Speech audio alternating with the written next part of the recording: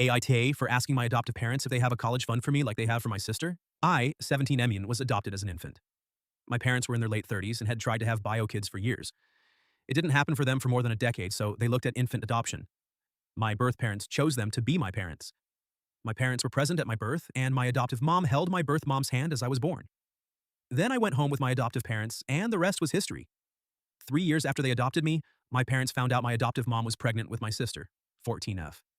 I don't know if they treated me different after that or if they were always a little less in love with me than some adopted kids get.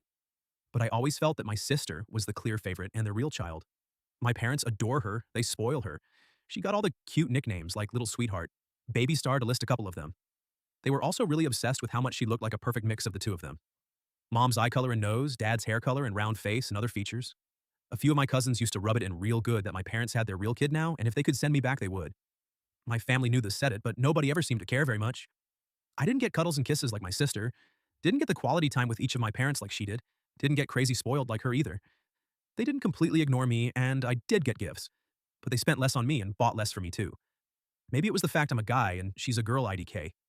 I told my parents a few times that I felt left out and they didn't change anything or acknowledge it was true or not true. It was just like, oh, and then they moved on.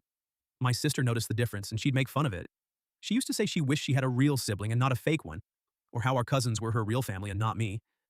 A year ago, I found out my parents had a huge college fund for my sister. They were talking to my aunt, mom's sister, about it and how they had invested from a few things and taken from their savings for it. They never mentioned having one for me, which stung, and I thought about it a lot. I got asked in school if I had money, or would I get help from my parents for college, and I never knew what to say. I told them I didn't think so, and then financial aid was discussed.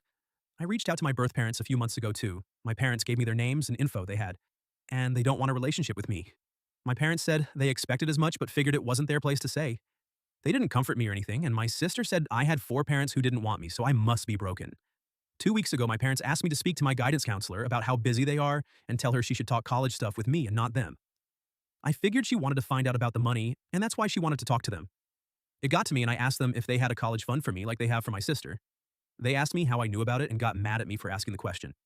I asked them why they'd make sure she has one but not me when I'll be going to college first, and they asked me why I was asking questions that are none of my business. It made me feel like shit, and since that day, there's a whole lot of tension in the house. And my sister is rubbing it in that she gets a college fund, and I don't.